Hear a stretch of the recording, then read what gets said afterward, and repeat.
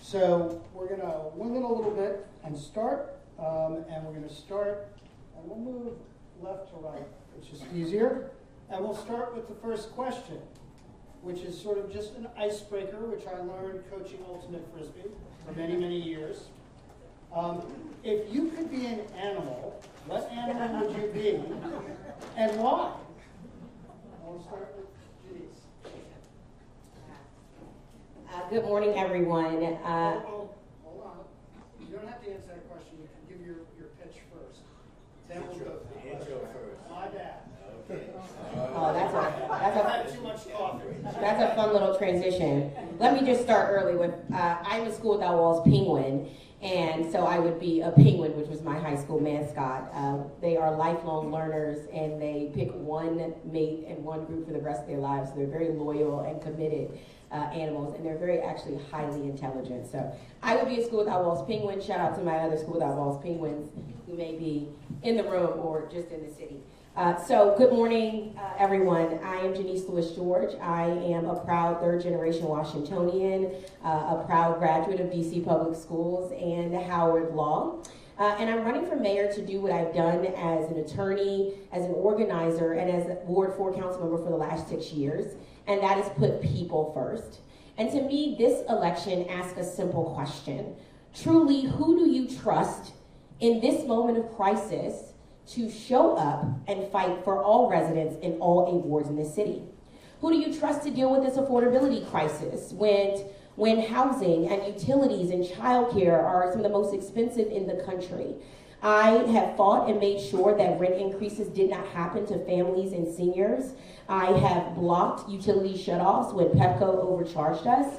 And I have put money in the pockets of working families through my Earned Income Tax Credit, our first of a kind basic income, and funded the Pay Equity Fund for early childhood educators who deserve a living wage.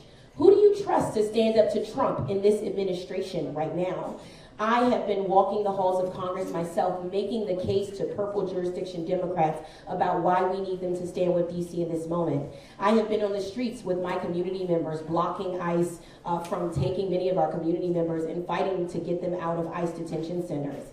And I introduced the legislation to end cooperation between MPD and ICE. And who do you trust to just make sure basic government services work for every resident? I have worked closely with your Ward 6 council member to support your schools as facilities chair. I have done legislation and implemented like safe routes to school to make sure traffic safety around all of our schools were good. And I've done things like clean collections to make sure trash pickup and rats wasn't a problem. So I submit to you in this moment that you are a leader who you can trust to show up and fight for all of us in this moment of crisis. I look forward to this conversation, and I thank you for this opportunity. Give them a little bit of flex for the fact that they have to answer the animal question. I was about to ask that, actually. I think I'm going to answer the question about what animal I would be first. I would be a DC rat. I mean, they have a great life, and I'm going to end it. No. Actually, I think I'd be a bison. It was my undergrad. I went to Bucknell University undergraduate. It was the bison. And I feel a kinship with Howard University bison here in Washington, D.C. I'm Gary Goodweather, and our city, our residents, our businesses here on H Street deserve more, deserve better. I have built my life in this city. I met my wife here. Both my kids were born and raised in this city. I helped build the Noma neighborhood, building the Hilton Garden Inn, which accelerated the development during the Great Recession of the neighborhood, brought the Harris Teeter grocery store, the development brought the Harris Teeter grocery store, TD Bank, 600 apartment units just in that development.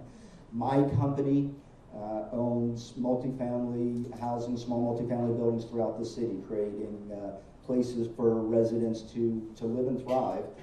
And I work with major universities and nonprofits on their budgets and their real estate to be able to, and their personnel on staffing, to be able to create new revenue sources to be able to support their mission. As mayor, I'm going to accomplish I have three priorities immediately. Number one is I am creating a citywide civic corps called the Capital Corps, and it will be a generation-defining workforce development program and economic progress infrastructure organization. Number two is that I'm going to completely eliminate the bureaucracy in the Department of Buildings and the Department of Professional Licensing and Permitting. DC makes it hard to do business in a lot of ways, makes it hard to live in DC. And number three is I'm going to create 15,000 new multi-generational homes to ensure that DC residents can afford to live in our city. Thank you.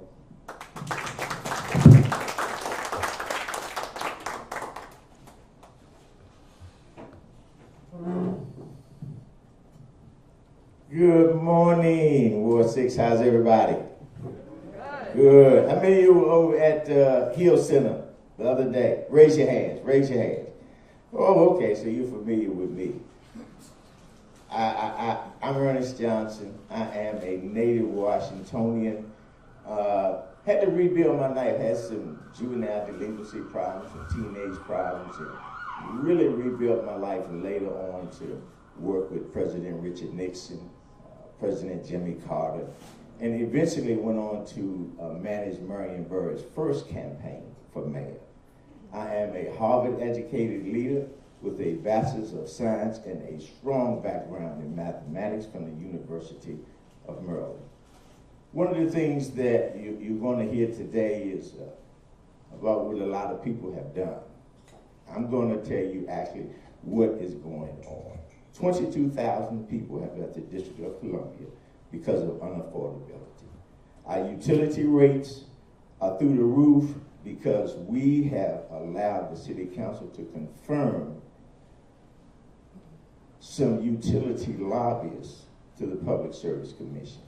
The Court of Appeals has ruled that those rate increases were illegal and erroneous and that you are due a refund.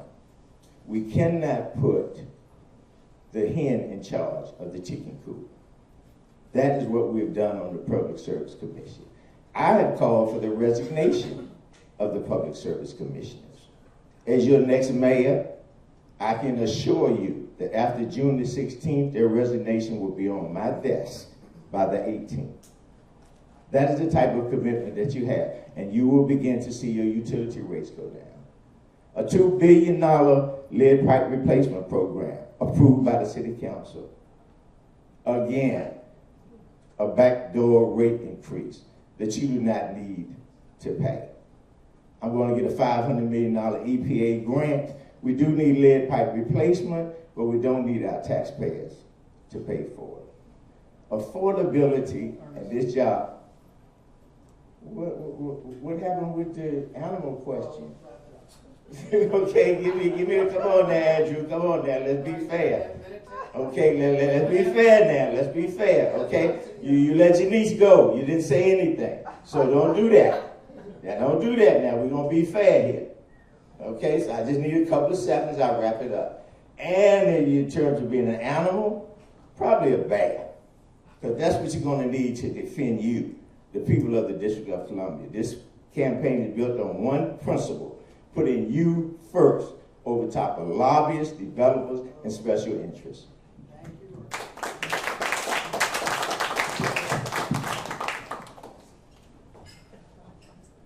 Good morning, everyone. Good morning, good morning. Thank you for being here, first and foremost. I'll start with the fun question. I would be a dog. I don't have kids, but I have a golden retriever who's about to turn 2 in a couple days, and he is just the most loving and makes my life so much better. So if I were an animal, I'd want to be a dog because I want to make people's lives better. So I'll start there. But then about me and our general pitch, I know some of you have probably heard this coming to the various forums, but I'm Rini Sampath, and I got into this race because I want to see DC government actually execute on its fundamental municipal promises. And we have identified very clearly that we have a massive execution problem in DC government today. I'll give you a few examples. It takes 13 months on average to fill one affordable housing unit in DC. In my neighborhood, an elected ANC said it took 3 years to fix one non-ADA compliant sidewalk. A member of my community died of cardiac arrest because his call was coded incorrectly by DC 911 and EMS didn't get to him on time. In this same vein, there are multiple other examples that show DC government as a whole has a massive coordination, management, and execution problem. I believe the job of a mayor is not for a career legislator. It's for an administrator, it's for an operator. I have been the chief of staff of over 400 plus people. I'm a director at a cybersecurity company today. I'm not a career politician. I got in this race because I was so animated by the snowstorm. I had testified at DC Council, and I heard one woman say that she could not leave her home for 16 days because 311 did not come to shovel her snow, and she's a wheelchair user. These are all unacceptable for DC government, and what I'm pitching to you is we need an innovative, data-driven government that actually caters to people, and that's going to be possible when we put a true administrator and operator in place. I'm looking forward to this morning with you. I'm looking forward to sharing more about our platform. Thank you.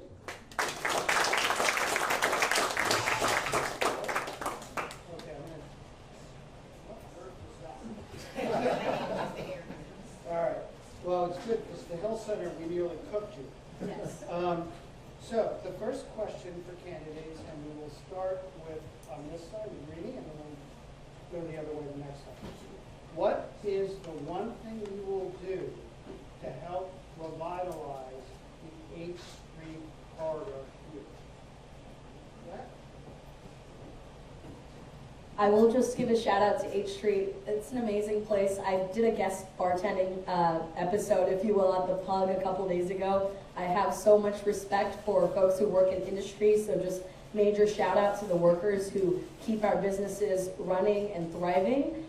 In terms of the question itself, one of the things that we launched as a campaign is a small business permitting concierge. We all know that in DC it's incredibly difficult to receive a permit to run your business. I spoke to one business owner who said that he almost had to close his shop because it took so many months to get his alcohol permit. So if you actually go on our website, riniformayor.com/smallbiz, you can look at our functioning small biz permitting concierge, which helps you navigate the bureaucracy of DC government. So this is the same level of innovation and creativity I want to bring to the mayor's office because I'm kind of tired of the same old DC politics. We need a new generation to lead, we need new leadership, and I'm going to make sure the red tape is cut so that we can let these businesses thrive.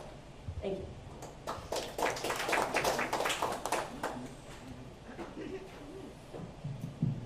Well, number one, quality of life issues and crime are very important. I think we've had a couple of shootings right here on 8th Street. I think one of the commanders, football players got shot here coming out of a club. Quality of life issues. That's why I pointed out, and I'm the only candidate who pointed out, that we need some reform in our MPD. We have a great Metropolitan Police Department, but we have a small road group that needs to be addressed. And I'm beginning to work on that already. So you've seen 13 terminations from MPD recently. You need a certain amount of public courage to have this position as mayor in order to stand up to the special interests and the lobbyists. So those are the things that I'll be working on. The Public Service Commission, I've asked for their resignation. What I want you to observe is who else has the courage to say that.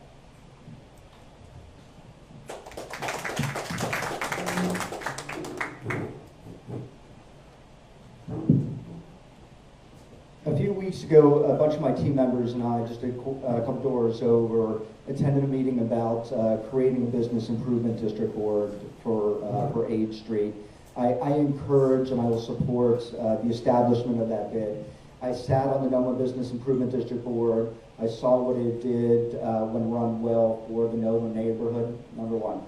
Number two, I actually was walking with Metropolitan Police Department officers here on 8th Street and with business owners, and I understand the concern about safety in this area as well. Part of my plan is to ensure that we get back to a fully staffed Metropolitan Police Department and have officers live here in the city that are also a part of the community as well. The third thing is that I'm working on proposing free Metro bus and Metro rail transportation for DC residents. I'm going to put money back in residents' pockets so that they can frequent all of these bars, restaurants, retail locations to be able to create more business for the area here.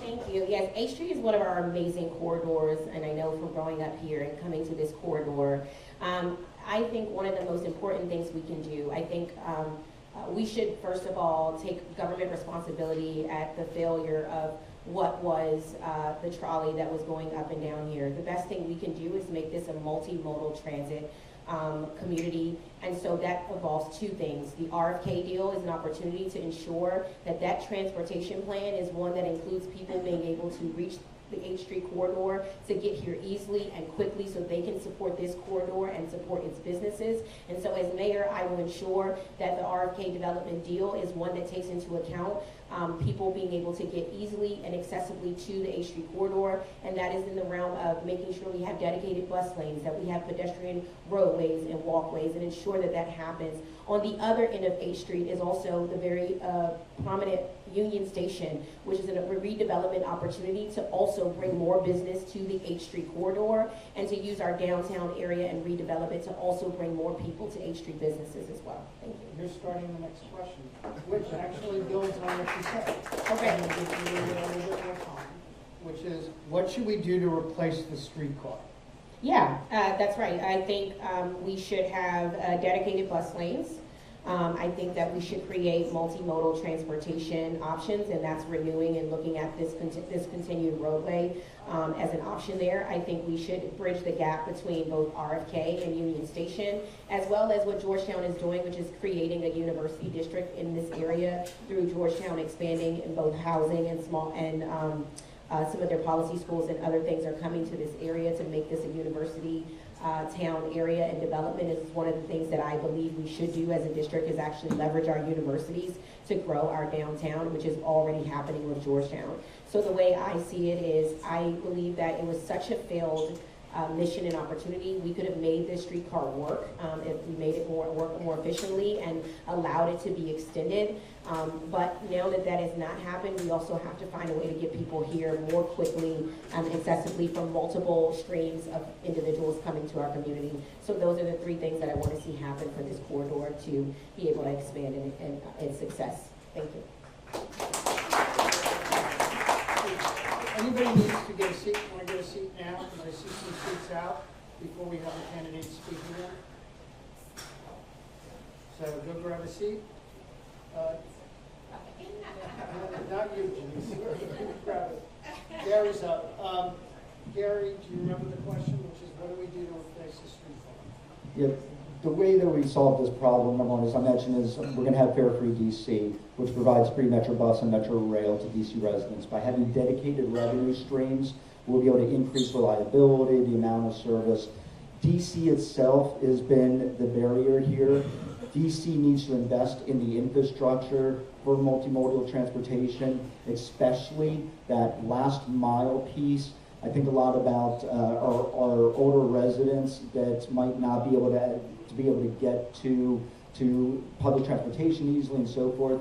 There are a lot of ways, new technologies, new mobility vehicles that can solve that problem, so that we are connecting all of our residents, and specifically all residents throughout our city of all ages, to be able to utilize that. I would just say, I really believe that we have a once-in-a-100-year opportunity to re-envision in our city, and we need to start by doing that with our infrastructure and our above-ground infrastructure to bring it all together.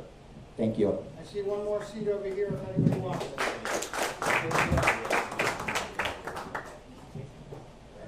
Thank you, Ernest.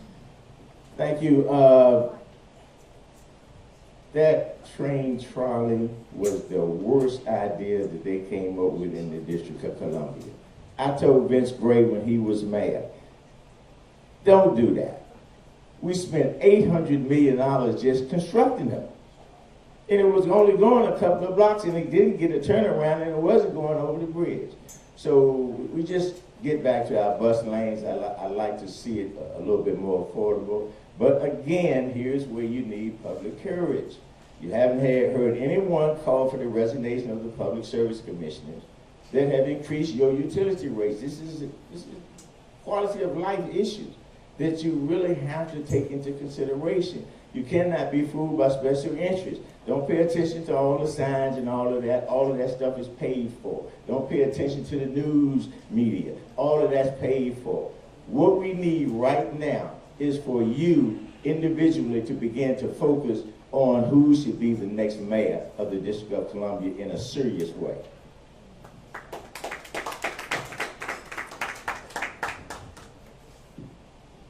Over the course of the campaign, I've earned this reputation of being the infrastructure and the services candidate because I think it contributes to your quality of life. Your daily life is affected by these things. So to answer the question on, how are we going to bring it back, I think it's a money problem, and that's going to involve getting the $180 million the CFO is currently holding hostage as a result of the tax decoupling decision back. We're going to claw back the money that is owed by Events DC. They owe us $70 million that they overcharged the DC government, and the DC government still hasn't gotten back. So any plans to fix our streetcar problem or any type of infrastructure here on H Street is going to have to be managed very well fiscally. And so those are a couple of ideas I have. On top of that, I also want to mention that our own internal benchmarks for any infrastructure repairs in the city is so poor. Our internal benchmark for sidewalk repair is 270 days. So being, again, that services delivery candidate, I want to make sure our internal benchmarks are far better, whether it's the streetcar or the sidewalks that are going to increase foot traffic and increase our tax revenue and business revenue here in the city. Thank you.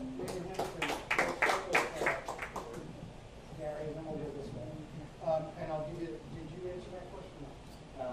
Yes, but I'm happy to go on because I have a lot more. Another question. Then my next question is, you're sitting in transmission. This is a DIY booted space that is amazing, and nightlife is what drives H Street. Restaurants and everything else benefit from having nightlife. So what will you do to facilitate and nurture nightlife districts in DC? DC needs to invest in arts, in culture, in programming, and that includes within our private venues and our public venues. DC is and should be more of the cultural capital of our country. It's investing directly in all that programming to be able to bring more businesses. Look, we're talking about H Street. I think this is also an opportunity. I talk about creating an arts and culture zone downtown as well. So let's make DC into that next cool neighborhood so that it is both a place for locals and a destination location that people want to come to. So,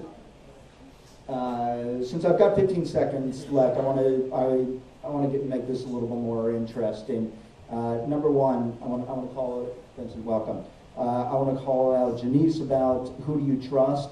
Her campaign is actively being investigated for campaign finance laws. I'll get to the others here shortly. Thank you. You get 30 seconds. 30 seconds, please.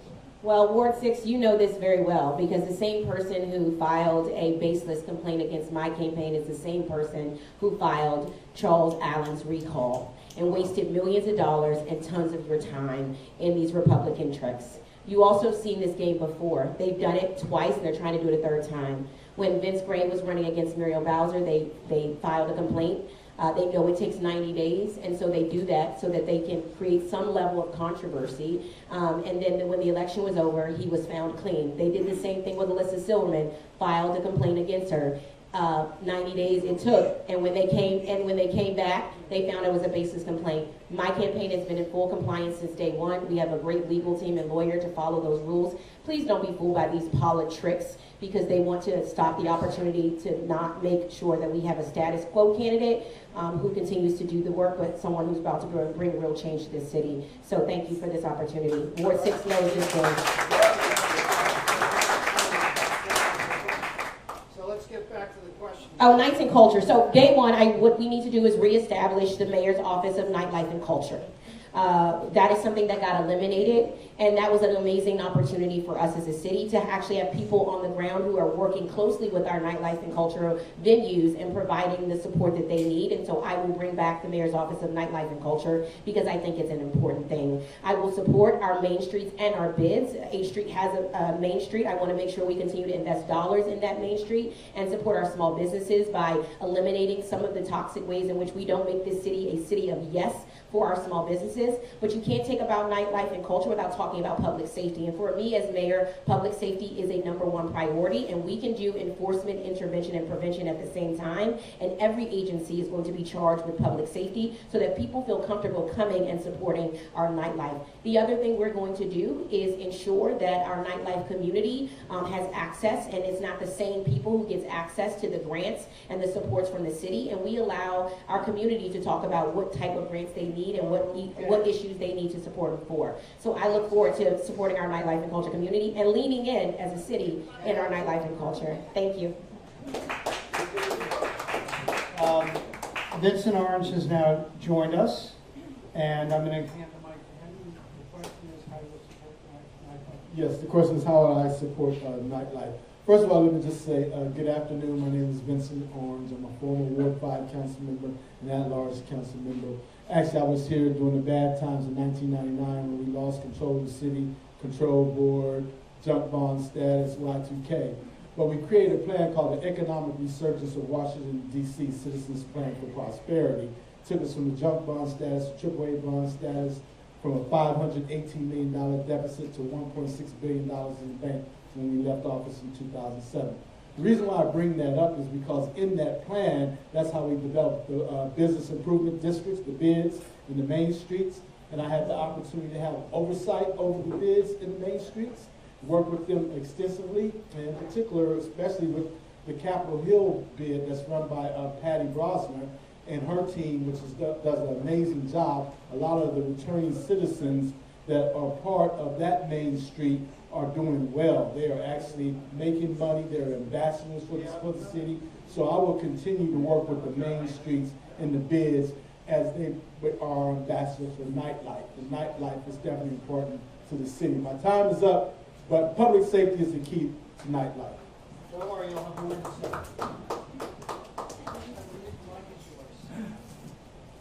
Well, can you repeat that question, Andrew? This is not part of this time, please. The question is, how will you support arts, culture, and nightlife districts in the District of Columbia? Well, that's something that I'm very familiar with since my father had a candy store on 12th and 8th Street for about 25 years. Public safety is very, very important. And I just wanted to just say that trust is earned, it's not given. And there are 2 official complaints that have been filed by our campaign to the Office of Campaign Finances for violation of the Fair Election Campaign Act. These are not baseless. Those decisions should be coming out in the next week or 2, and I'll leave it to the experts at the Office of Campaign Finance to itemize what their decision is with that. But public safety, you're never going to have a lot of night foot traffic as long as everybody's head is on a swivel. And as all of you know, quality of life is important. You don't have as much direct violence as wards 5, 7, and 8, which are all going to fall in my column on election day. And I just need a little bit of 6 before we can kind of like get that done. Thank you very much. Given that we are in transmission and also I'm a member of the LGBTQ community proudly, and so I do want to address this topic from that perspective. and also from the perspective of sexual violence, which we know is a threat that is posed in nightlife corridors. And so first and foremost, we need to make sure there is a very effective police force that's actually doing their job well. We know MPD has charged $75 million in overtime, and they're struggling with their staffing and retention levels. We have 13 officers who were recently put out there for many wrongdoings with their crime data manipulation. And so it's very clear that our police force needs to be cleaned up in a way that focuses on the administrative issues that we have in our police force. And so this is how we're going to make sure there's going to be trust with our police force, make sure our trans community isn't fearful of hate crimes, that we don't have sexual violence in our streets, make sure that folks are unafraid to report any such crimes, and that's going to be very integral to making sure our corridors are safe and secure and lively.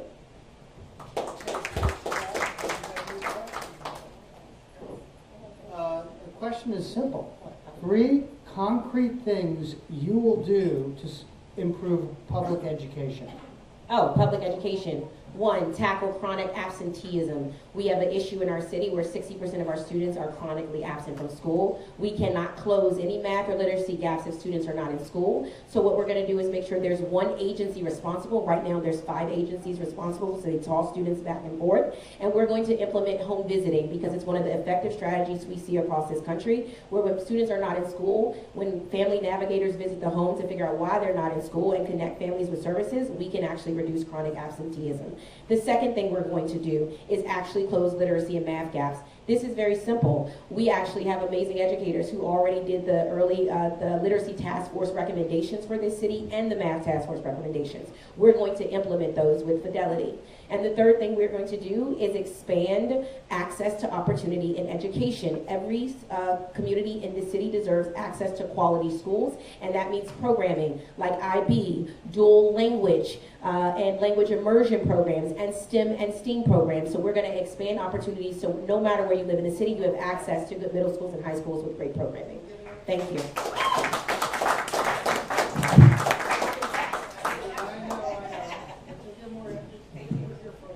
First thing I'm going to do is make sure that the chancellor is held accountable and that the chancellor has a measures of performance. One is for our 3 and 4-year-olds in universal pre-K, that they are prepared for kindergarten.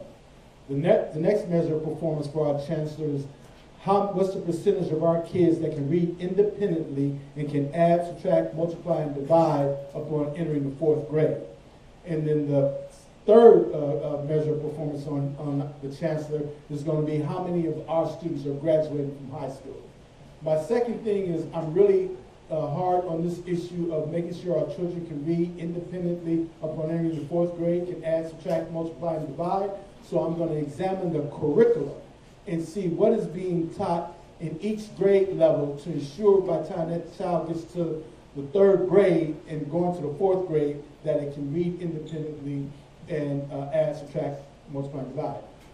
The third thing I'm going to do is I'm going to offer every high school graduate 4 options. One is to go to the University of DC tuition free. You can get a paid apprenticeship in any DC agency, and you can develop your business with the Department of Business and Local Development.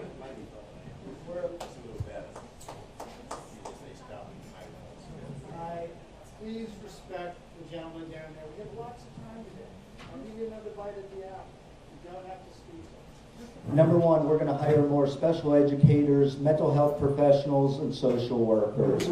Social workers act as that bridge for what's going on outside the classroom. We're going to do it through our early childhood development branch and through our education branch in my Capitol Core. Number 2 is that a bunch of my team members and I last week visited Better Beginnings in Southeast DC, and a few things were very evident is that it takes a village, that funding is being cut for the early childhood development program, as well as the reimbursement program for those schools and for those educators. Second thing that we're going to do is to be able to create. We're going to focus on the high impact tutoring.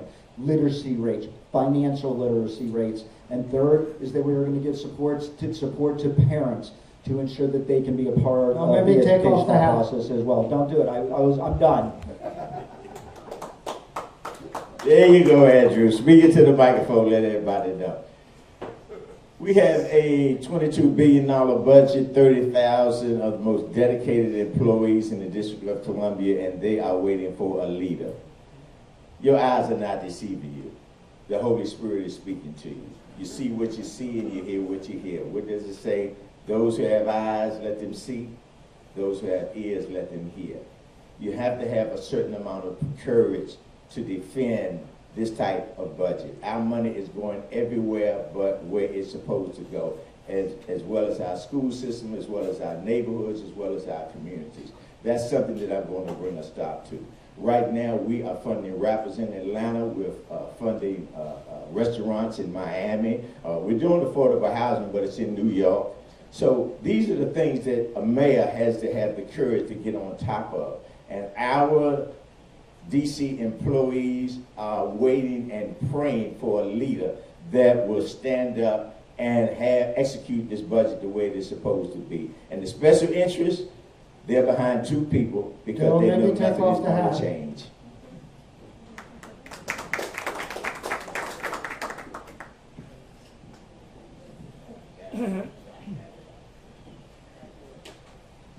We have 3 times the national average for youth incarceration in Washington, D.C., and I think that is directly attributable to the quality of schools that we have. For one, we are investing in school resource officers as opposed to mental health counselors, and to end the school to prison pipeline, we need to actually provide the quality mental health care support to both our students and our educators. So that's going to be step number 1 for me. Secondly, I'm going to clean up the way that procurement is done in the city. The more and more that I've looked at auditors' reports, Office of Attorney General's reports, it's very clear that contracts, even DCPS contracts, are going to contractors that don't even have the expertise and the skill set necessary to run our schools correctly. Instead, these are all large kickback schemes, mostly where loyalty over expertise is prioritized, so we need to clean up that procurement office. Third, I want to make sure that our infrastructure in schools is working. We have had schools with failing HVAC systems where students don't have heat, especially in Ward 7 and 8, and that's going to change. There'll be another chance. All right, Ernest, we're going to start with you with this question. With me? Yeah, why not? All right. And this time we're going to ask. We just had a discussion about absenteeism, but why do you think kids don't go to school? Give us 3 reasons that you know about. Well, as I just said, all of our money is not getting into our classroom, and there are 3 basic reasons why they're not attending. We have a number of different categories of students who attend our public schools. We have 1, disabled kids. They have a lot of disabilities. Secondly, we have homeless children who are unhoused. And thirdly, we have low-income kids. And the resources that they need in our school system are not getting there. And so they're losing the interest in our schools. I've been talking to our campaign education specialists on this, and they think that we can take a whole different approach to incentivizing kids to be back in school. So I agree with Vince Orange in terms of basic reading, writing, and arithmetic. Want to do that from pre-K to 5th, and from 6 to 12 I want to introduce STEM and vocational training. When we were in school, we had home economics where all the girls learned to cook and sew, all the boys hung around the class because we wanted the cookies and stuff. So that's what we have to do. Thank you. I'm going to sharpen the question a little bit, and Gary's going to go next, which is, what are the 3 barriers that you think are preventing kids getting to school? From getting to school?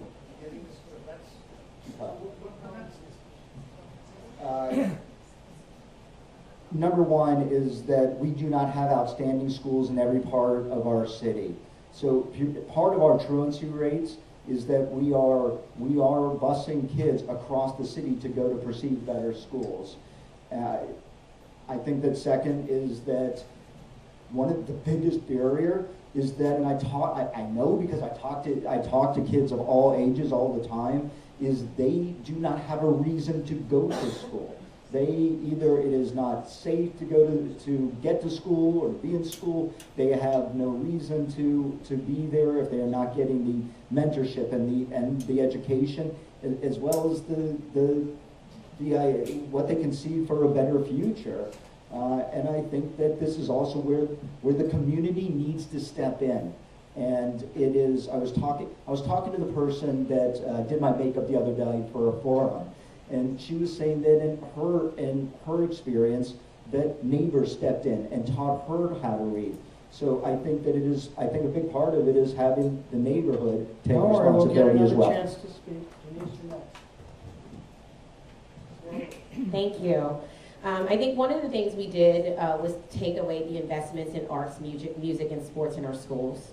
And these things are things that attract kids to our schools. And actually, out of art and out of music and out of sports, they gain mentorship, accountability, being to school early, making sure you're there as incentives to be there. So I want to invest in the arts and the music and sports again, so we can lean into that.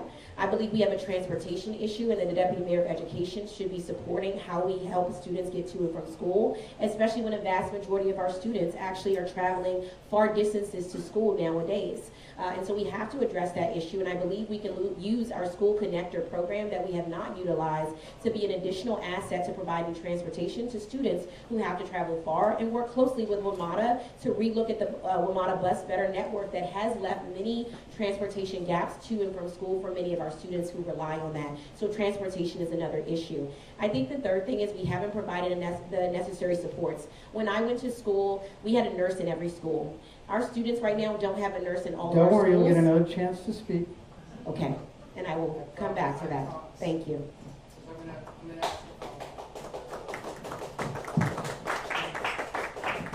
Well, I'm glad that Mr. Johnson's been listening to my presentations here, because one thing I did say is expectations of the child. When I was coming up, I wanted to get to school real fast because I was going to get a good meal. My school had the best meal known to mankind, and I was making sure that I was going to be there for that meal, and that started off my day. 8-year-old told me just last week, Mr. Orange, when you become mayor, would you please address the food that they provide us? It's not good. He actually used the word, it's nasty. My wife has been in the school system. She gets the greatest ratings wherever she goes, and she's in special education, but the kids know that if they come to her class and she examines them, if they may need a coat, she will the next day bring them a coat. She will bring them hygiene products.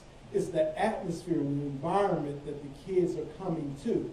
So if we create an environment, a caring environment, and we give the kids the expectations, they will come, but it's on us to make sure that we're providing opportunities. I want to give him 30 seconds to answer the first question that he didn't get to ask. If you could be an animal, which animal would you be? I'd be a Great Dane.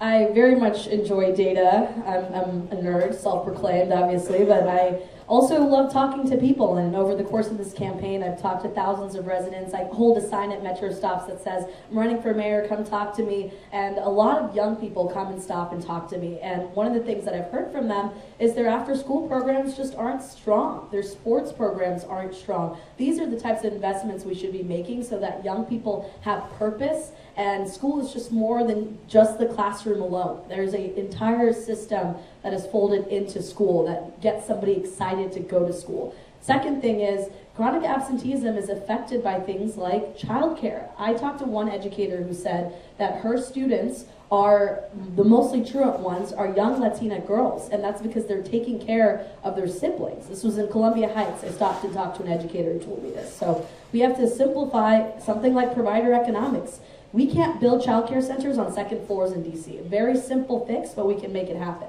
And then lastly, I didn't get a chance, but I'm sure we'll get to it. I'll be respectful. We'll definitely get more bites of the apple. Let's build on that and tell us one thing you will do to make sure kids can get to school safely. Because when we did an investigation in 2023, of why kids were carjacking cars. Believe it or not, one of the reasons was to get to school. Kids did not feel safe moving across the city. So what can you do to ensure that kids get to their schools safely? And let me say what we have. Well, the main thing is that we need to get on top of our transportation, and we need to find out who actually needs assistance in getting to school. Now, we cannot accept that you're going to carjack someone so you can get to school. That's just unacceptable, right off the top. So I'm not buying into that. We gotta hold our youth accountable. But if you want to get to school, once again, putting that on the chancellor. Chancellor needs to put that on the principal, and the principal needs to take that down to the teacher. Teacher gets into the classroom, find out what the issue is, and send it back up. But there should be no problem for any student having transportation to get to school. We already provide metro passes, and they can ride metro free, and you can ride the buses free. So I would really have to examine that particular issue, but there should be no problem for a young person to get to school. Thank you. One of the first legislations I introduced was called Safe Routes to School Act. It was because my schools were dealing with real traffic safety issues, and we had lost 2 young people to traffic crashes that were absolutely preventable by road design and actually listening to the people on the ground who had told DDOT that this would happen if we didn't improve it. So I believe we need to improve traffic safety around our schools. My Safe Routes to School Act did that by expanding it to all of our schools, both DCPS and DC Public Charter, and we required data collection for schools to actually report to us how are students getting to and from school, so that could inform how we actually deal with transportation. So I talked already about how we can use our Safe Routes and our Navigator programs to do that, and creating safe streets is how we also ensure our students are safe and safe neighborhoods. I do want to finish up on my other end, which is we need to invest in school-based mental health, school counselors, school psychologists, as well as our school nurses. And we have a pipeline problem in this city. It's not really a pipeline problem. They say we don't have enough, yet we are a city with an amazing universities. So I want to utilize our universities to expand our pipelines to support our schools. Thank you.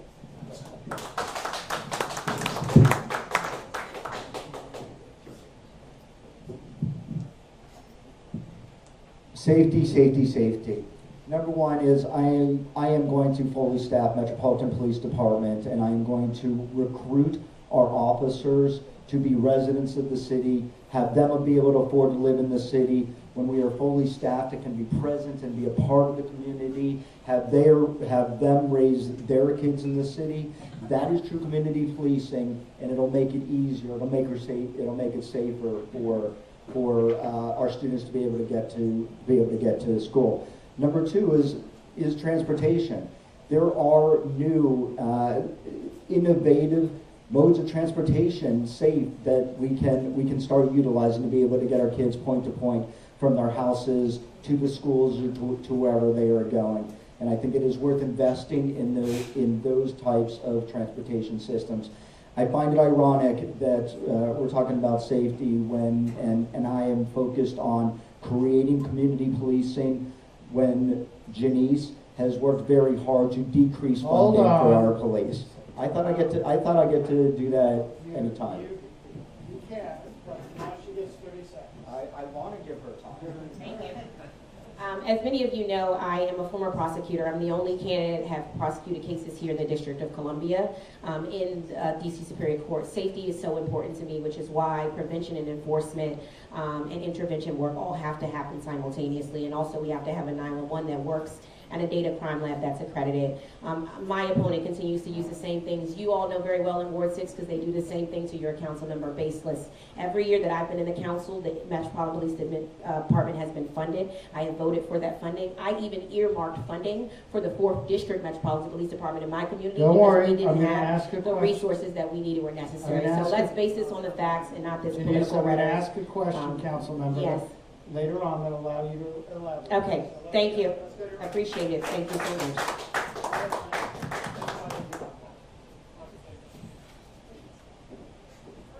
Repeat the question, please. So, what are 3 barriers that you think are going to prevent kids getting to school? Well, it's certainly, carjacking is not that solution. Carjacking is a result of poverty in our community.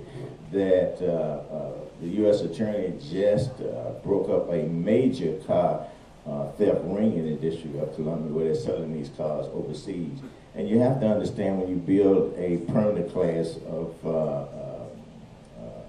neglected youth, then you're going to have these problems. I'm going to hire 3,000 of them in the mayor's youth beautification program. Once I get my hands on them, they see I got their back, they're going to be just fine. But you really got to have a leader in the District of Columbia, not rhetoric and not talk. A lot of these quality of life crimes that are going on, you experience them here in Ward 6. You know, if Amazon deliver a package, you better be home.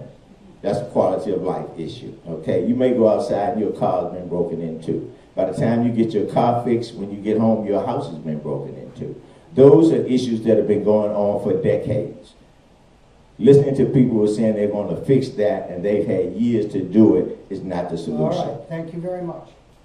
And Rini, I got a question for you too. All right, go ahead. I'm gonna let you go, and then when you come back, I got a question for you. Let's do it. Let's do it.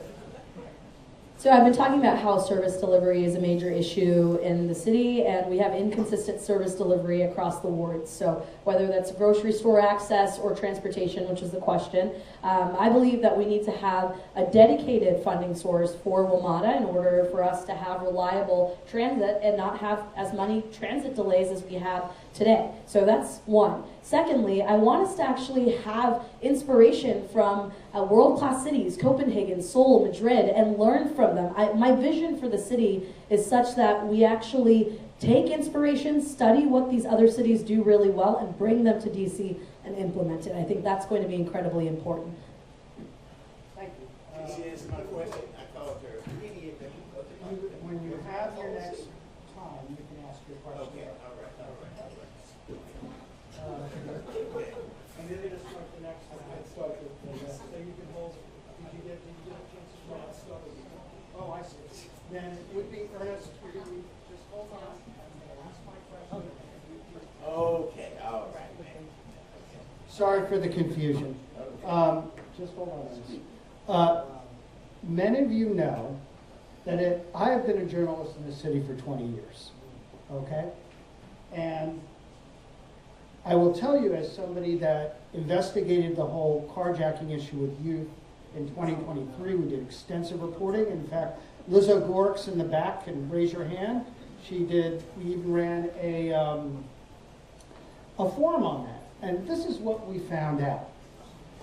It's the certainty of punishment, not how long you're locked up, but the fact that you are caught, charged, and the case is papered that makes the difference and impacts whether or not somebody decides that decision to commit a crime.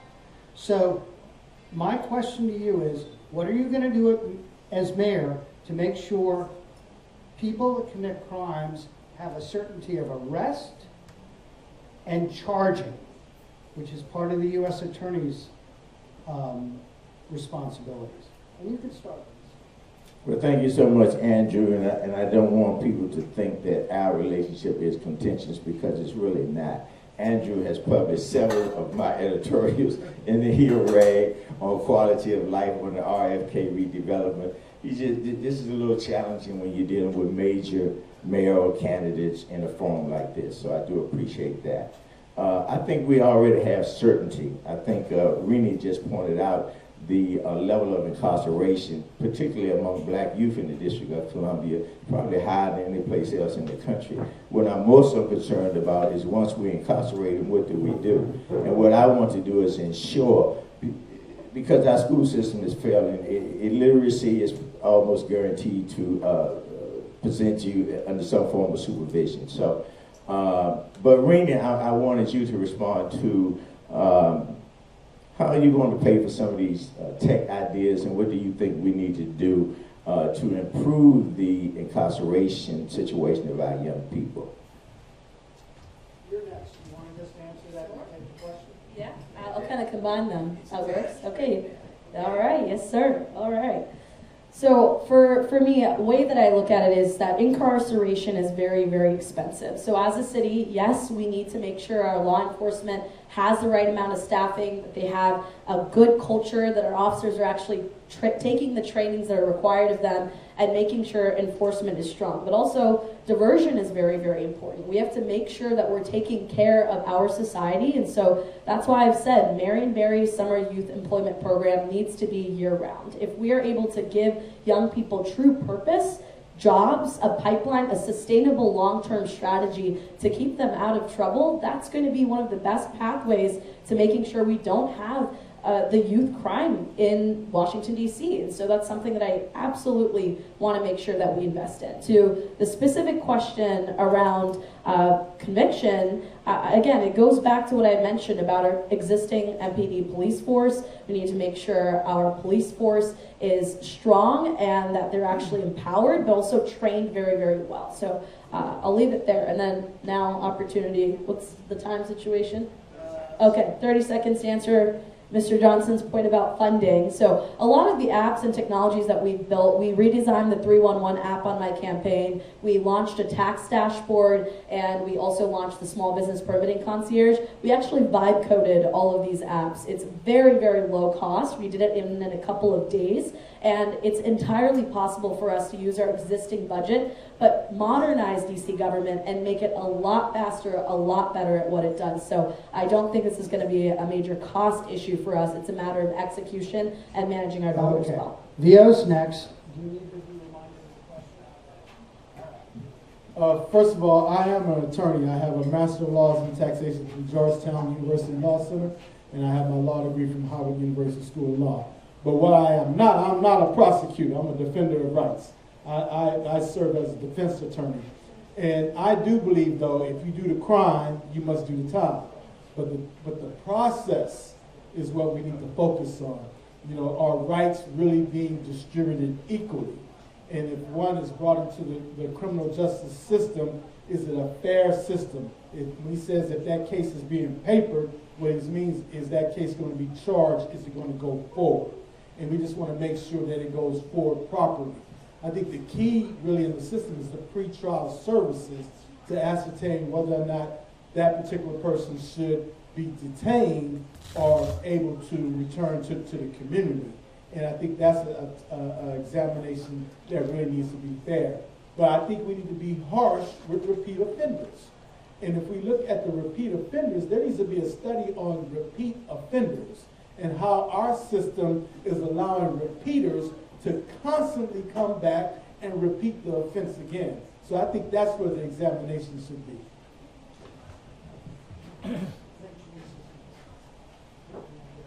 Will you remind the question?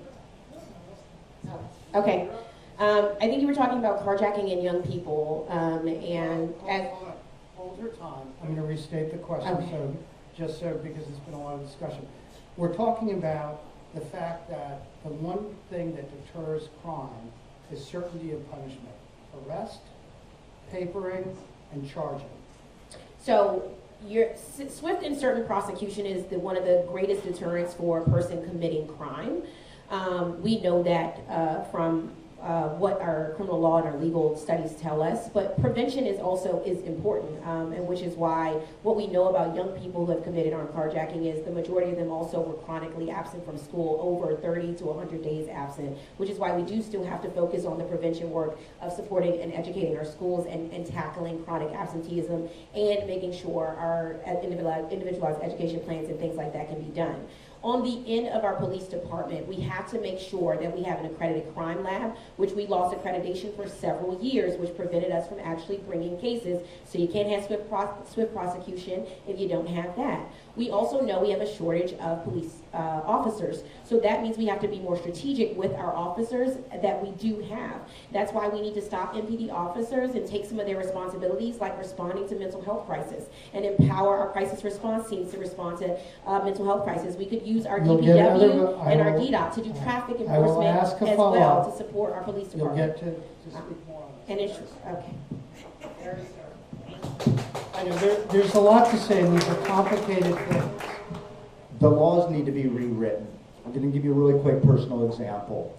in my situation, the laws that Janice, Kenyon, and this council passed specifically disincentivized me as a victim, my family as a victim, to be able to try to help.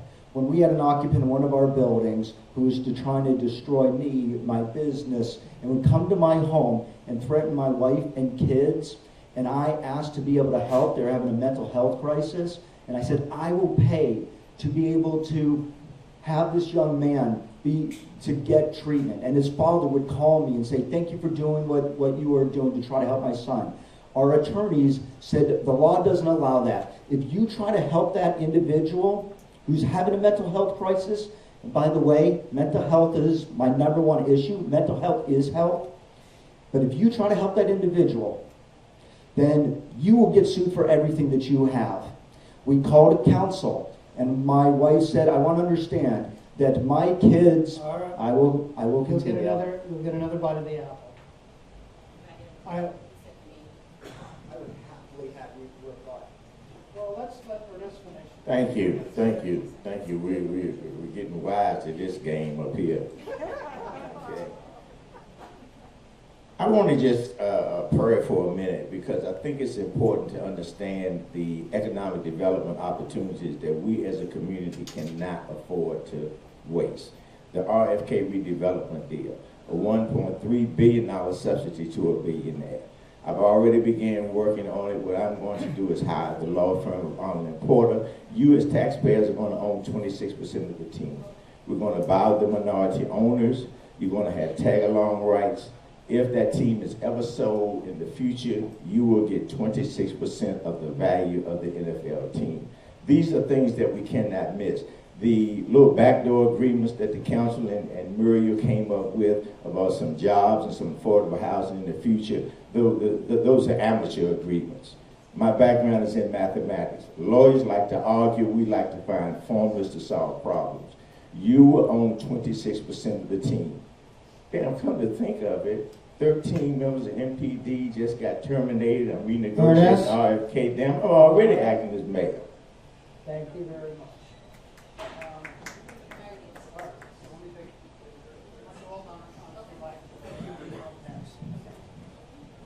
So let me drill down on public safety a little bit with 2 observations. First of all, our councilman in this ward authored a comprehensive reform of the DC legal system, which would have solved things like carjacking, because right now, if you catch a bunch of kids in a car they stole, you have to charge them with, guess what? Driving without authorization. You can't charge them with carjacking. We have problems with our legal statutes. So I think while one can rant a lot about the council, you have to understand that the council really did make a reasonable stab at this, and the Congress said no. That being so, I'm going to fact check you right there just a little bit. That being said, let's move on, and I want to talk about the fact that if you're a parent in DC, childcare is almost unaffordable. And so I want to talk about one thing you can do to make childcare more affordable for parents and working parents. That is not accurate. That is accurate. When you were talking about the way that the laws have been passed and the way that from personal experience, how they are implemented and the oversight of those laws that council is responsible for, that has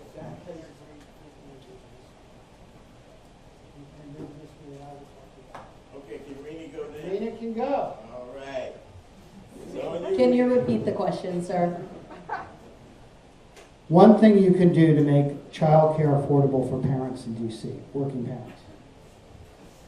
I mentioned this a little bit earlier during the chronic absenteeism question, but again, the premise of the campaign is let's fix the basics. There are so many simple fixes that we can implement to have a real material impact on your lives, and so that's why I talk about provider economics. How can we make it easier for childcares to open and actually stay open? So we know that you can't open up a childcare on the second floor. There are also other difficulties and barriers related to parking. So you can't have your driveway serve as a parking area. These are all little fixes and burdensome regulations that we must overcome in order to increase the supply of childcare providers. On top of that, when we cut things like the Pay Equity Fund, which is what Mayor Bowser recently did, it makes it more difficult to attract strong childcare providers to Washington, D.C. And so that's why we need a true administrator and operator in the mayor's office who knows how to manage our budget really well, who has the fiscal clarity that is necessary to protect the programs and be a good steward of your taxpayer dollars. I believe the question was, how can you make childcare more affordable? And we have providers. It's how can you make it more affordable? So I would say, one, we would have to incentivize the program itself to provide child care credits when you take it to the provider sponsored by the government. Now, I do know at one point in the District of Columbia, a lot of the federal buildings I would walk by and I would see child care taking place on the first floor of those federal buildings. So that would be something that I would examine for DC government. Being the mayor and having 90 agency heads report to you gives you a leverage on what's going on in your government. And so the key is we can balance it. We can offer child care, but at the same time, we can offer jobs in that space. And so we're helping families, especially those that are unemployed, to come down and be part of child care. We just make sure we have the professionals, though, to oversee that staff to make it work for everyone. So it's a balancing act, and I think it's something that we can address. We have the highest cost of childcare in the country right here in DC, where families are spending over $2,400 a month in childcare. My plan is one of universal access to childcare, that no family has to spend more than 7% of their income on childcare. And DC is the best to actually do this because we have the opportunity. We already have a childcare subsidy program. And so what we will do is expand our childcare subsidy program that so every family qualifies no matter your income. So if you're a family, for example, who makes over $100,000, you may be paying $2,400. It would be more like $600 under this plan. This is a policy plan that was born out of the Obama and Biden administration and the Biden administration Department of Education. DC is one of the places that they said would be the actual best to implement it because we already were the first to do universal pre-K. We already have a child care subsidy program. So by expanding our subsidy program, we can create affordable child care in the city. And by fully funding the Pay Equity Fund that me and Charles Allen fought for in 2021 and passed, we can allow and make sure that more families have access, including PKEEP funding, which is critical for families in our city. Thank you, Councilman. I learned something new last week when my team and I visited, as I mentioned, the Better Beginnings Early Childhood Development Center. Number one, well, we knew that the Early Childhood Development, the Pay Equity Fund, has been slashed in this budget. What I didn't know, what I learned, is also the reimbursement for teachers and for schools to be able to get more education, to be able to have to make it more of a career, has been slashed as well. To be able to make child care specifically more affordable, there's a few ways that we're going to do it. Number one is that we are going to provide free transportation. That puts money back in people's pockets to be able to use for child care. Number two is we are going to create the workforce through our early childhood development program to be able to have the pipeline of staff that serves in our city as well and is part of our community. Third, and this is an issue both with early childhood development but also with nonprofits and all, is stable funding. And with public-private partnerships, we're going to be able to provide stable funding, multi-year funding for our early childhood development providers. Just wanted to comment on my last statement on the RFK deal. Magic Johnson and they just love it because I'm giving them a 10% return on their funds. They're just praying that I become the next mayor. They have first right for ownership. In terms of the question that Andrew asked about affordability and child care, We need free child care for people in public housing and people in our homeless shelters. That is what we really need to address. Our homeless shelters right now are entirely too violent. I speak to a lot of them, and this is why a lot of people like to sleep on the streets. They tell me, Mr. Johnson, we go into the homeless shelter, we're molested, we're robbed, we're assaulted, and those are things that are easy fixes. Just stepping up the security, you just have to have a little bit of compassion for that. And once we let people, we got people in our homeless shelter, been in the homeless shelter for 10 years. That's not what a homeless shelter is for. It's for you to get on your feet, get your substance abuse, your alcohol abuse, your mental health problems and whatnot under control and get back into the workforce and contribute into our community.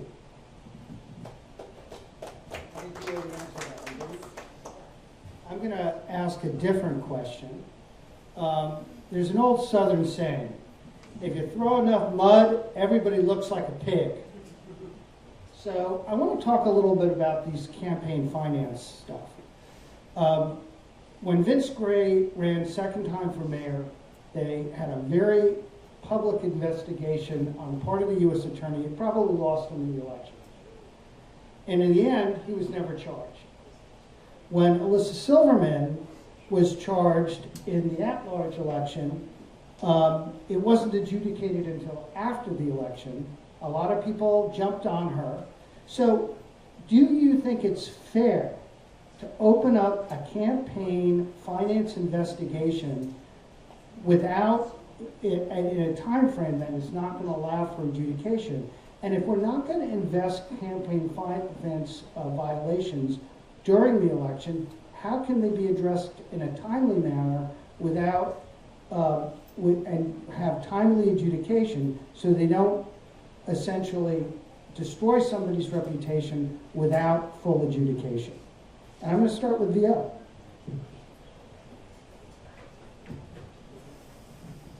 Well, first and foremost, I think there should be a rule that when an investigation is opened up, that investigation needs to be resolved within 14 days. Now, the investigation right now is taking place with Chairman Phil Middleton. Chairman Phil Middleton, he already acknowledged that he did it. So why do we need 90 days? He said, yes, I used the resources of my office, and I had people come down, and then they went and took the complaint to the Board of Elections, and they got Jack Evans off the ballot. So my training is the fruits of the poisonous tree. How can you use the fruits of the poisonous tree to get someone off the ballot, but you stay on the ballot, and you were the one that started it, and you admitted to it? And then the system is going to say, well, we'll deal with that issue after it's over.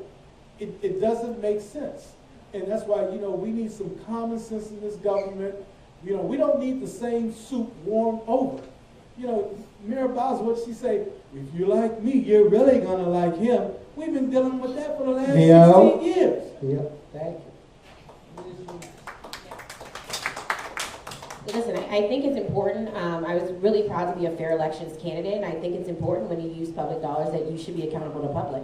And I think that's important. So I think the real thing is that these campaign investigations that people file with political animus should be resolved very quickly so that the public can say, okay, you said this is being investigated, hasn't been resolved, so it can be resolved before the election. So it cannot be used as a tool that has been used in prior campaigns and currently used in this campaign to try to deter voters. We know that we have the ability to do that. One of the reasons we supported ranked choice voting was because, guess what? Ranked choice voting was supposed to take some of the animus out of this, right? And give people multiple options. So let's be in the nature of a ranked choice voting campaign. You hear from multiple candidates, you get to rank them. Let's get back to the space where we as DC model what true democracy looks like. And in many ways, we do that by being fair elections, by having mail-in ballots, by having ballot boxes. And so my hope is that we can get back to that place and get these issues resolved quickly so that these type of questions that are used as a political tool cannot be utilized. And we don't waste district taxpayer dollars in doing so. Thank you. Thank you.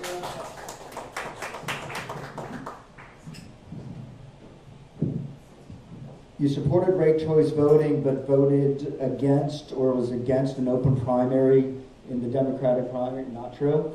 so that you could, so that 10% of our population is disenfranchised in this election. You do I know think- that open primaries are not permitted under the Home Rule Act. So, if when it was a ballot initiative, right? Is this counting towards my time? Okay, I will respond to you. Want to make sure we're clear here.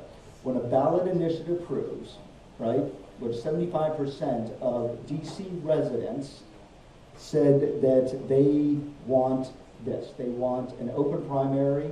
They want to not disenfranchise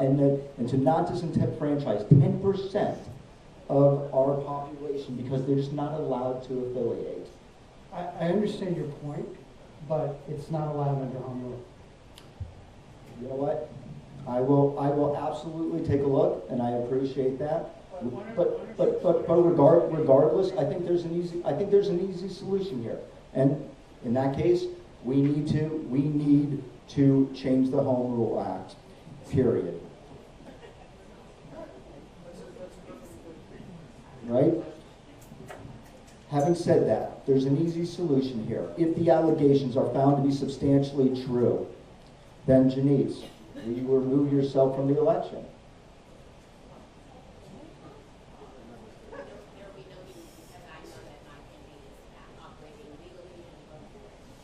That's not the question that I asked. I know, and you're not the moderator. Well, and I would point out that you didn't ask the other question. If I go out tomorrow and just make an allegation in your campaign, right? And then it takes them 90 days to figure it out. So I've thrown mud on you, right? You don't get a chance to respond. It's out in the public. What would be a better system of doing it, in your opinion? Well, I think first of all, a speedy process is always beneficial. And I think that what we have seen already in this election, and I'm the first candidate in DC's history at the mayoral level to qualify for the Fair Election Program, having never held public office. So I think that if you are playing by those rules, then you are held to a higher standard. And I think that the rules should be that they have to conduct the investigation quicker.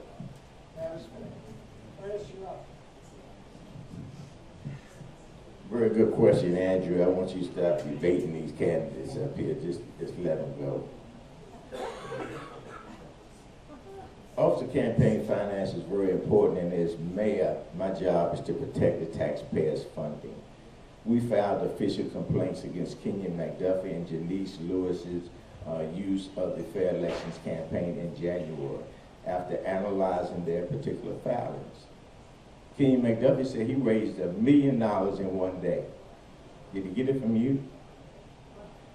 Janice Lewis says she had 500 people who were unemployed give her $250. I can't get 3 people in my family who are employed to give me $250. That calls for an investigation. Not saying that it is wrong, but you have to bring these things to the experts and let them make the decisions. What about the fact that it be done quickly? Well, I think, because obviously I have the experience, we filed this in January because of the 90-day delay. It should be quicker. I think those decisions can be found a little earlier. But when you're in this game, you got to play by the rules. You can't just change them, as you go. I might like it to be 2 weeks, but right now it is 90 days. So you do your homework early, you file your complaints early, you let the experts make the decision.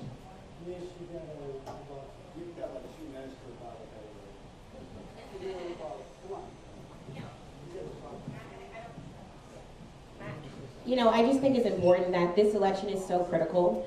And one of the reasons I'm running is to end the pay-to-play politics that has cost this city a lot of money, a lot of effectiveness in basic government services, a lot of efficiency.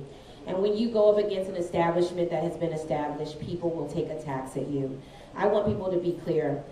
They have tried to muddy the water, but the waters couldn't be clearer. My main opponent, Kenyon McDuffie, has taken Trump donor dollars. He's admitted to it, and he's refused to return those dollars. My main opponent is taking dollars from PEPCO executives who allowed our rate hikes to go up. He has mishandled tons of money in our city, from the sports betting contract to just a recent Attorney General case that found $13 million in fraud and abuse that happened under the Business Economic Development Committee. So I just ask DC residents, especially Ward 6, because you've been through this before, to look at the source of these complaints. Again, the same person who filed the recall against Charles Allen is the same person, a Republican, filing this complaint against me. I'm running to end the pay-to-play politics, and I hope that you will see through the muddy water and see really clearly who's here to fight for people and put people first. Thank you. And if Kenny were here, I'd give him at least 2 minutes. So, as you all know, I'm a first-time candidate, never run for public office, and it was very quickly that I learned that there is a large political machine at work in Washington, D.C. It's the green team, it's the elephant in the room, and a lot of the ways in which the system has been set up is to benefit that political machine, and it makes it very hard for newcomers or first-time candidates who come in bright-eyed, bushy-tailed, thinking that we're going to transform our society, make DC better. And I'll give you one example. To qualify for fair elections, you have to make a certain deadline, March 10th, with a certain threshold in order to qualify for those public matching dollars. If you qualify, you can get up to $3.5 million in matching funds for each candidate. This is ridiculous to me. That's money that could be going towards our schools, that's money that could be going towards our streets, our sidewalks, and these are all systems that have been benefiting the original political machine. And so I believe that we need to actually reform the political system in Washington, D.C. so we have a true democracy at play and not a continuous waste of taxpayer money. I'm not ready to know this time and start this, because I think you're probably the person with the most experience in the council. So I ask you this question. Leo, why is it in every budget I remember, they have fully funded the police department, yet we don't have enough police people? Answer that for me. Well, that's the problem. That's the reason why I will have a revenue alignment commission to see exactly how those dollars come in and if the dollars are being spent for their intended purpose. Now, this council came up with this whole idea of defund the police. When they said defund the police, they kept the police at our force at 3,100, but they continued to budget for 4,500 officers. So what's happened to those dollars over the last 4 or 5 years? 1,400 FTEs, and then there's a lot of overtime. So the same way with the cameras. The cameras are supposed to fund a program called Vision Zero. We probably funded that program 4 or 5 times. Paid family leave. That tax rate was so high that they had to reduce the rate, but they never gave a refund back to the businesses. So we do not have a money problem. Don't buy into that. We have a management problem. We're a $22 billion government. 11.7 billion comes from DC taxpayers. Okay, you actually didn't answer my question. What was your question? You said My question is, why is it so difficult to hire police? I did answer the question. Not so much. Because they didn't want to. They budgeted, but they didn't want to. I would argue police are difficult to hire for a whole set of reasons. Yeah. So I think some of the issues, we have to remember that DC is the home of law enforcement. We're actually a very law enforcement space, and so our officers our police department and our government actually are competing with federal agencies. And so one of the issues is that we have our federal agencies that are employing law enforcement officers, we have our universities, we have our hospitals, we have all these major entities, and we have our regional partners who are also offering the same benefits. And so the problem is, you know, this is a law enforcement rich area and you are competing for every single officer, which means it can't be just the money that entices people and the down payments and the $15,000, because actually our government, the council and the mayor have put every incentive we can out there to recruit officers, but this is one of those professions it's hard to recruit, and in this area it makes it even harder. The other thing that we need to do is improve the conditions for MPD officers and make them want to actually be in the district, and one of those issues happens to be around the cooperation with MPD and ICE that is not helping us. So on day one, I'm going to bring a police chief who can reestablish trust You'll in get his another bite community at the apple. by I cooperation promise. between MPD and ICE and trust within the department. We have vilified our police officers. They deserve to live in the community that they serve. We have seen this over many years now in many different ways, and our police officers are stretched thin. They do have responsibilities throughout for being MPD officers with Special Operations Division, with the executive branch. Here's a solution. Is in my Capitol Corps, we have a civic and law enforcement branch that will create the pipeline of police officers to be able to receive the education, training, mentorship, resources that they need to be a part of our communities. That is fundamental to community policing, is to truly make them a part of our communities. I'm going to withhold my next comment. Can I reserve time? Reserve time. This ain't Congress. No, look, I'm running to be mayor. I'm legislative. We'll see what happens when we have legislative. Well, thank you so much. Thank you for the question, Andrew. First of all, I just want to say this is the nation's capital, and I am going to send us to the stratosphere. We are going to have Saudi Arabia, Dubai, and all of those countries being ashamed. Right now, we're slumming, and we got to stop slumming. We got to really step our game up as the nation's capital. There are 252 law enforcement agencies in the nation's capital. You have to have the respect of all of them. And that's what we have to do to coordinate. All of these agencies have responsibilities and jurisdictions on federal and some on local crimes as well. And it is very important that they respect the mayor. That the mayor is somebody that they can work with, that they can coordinate with the local MPDs. It is difficult because of so many agencies competing for the small resources. But I want to bring our MPD training back to Andrews Air Force Base, Edwards Air Force Base, and begin a different type of training with their deployment, because our MPD needs some help as well. I'm going to restate the question for Rini, which is, why is it so hard to recruit those 4,000 officers, even if we fund them? So she's up.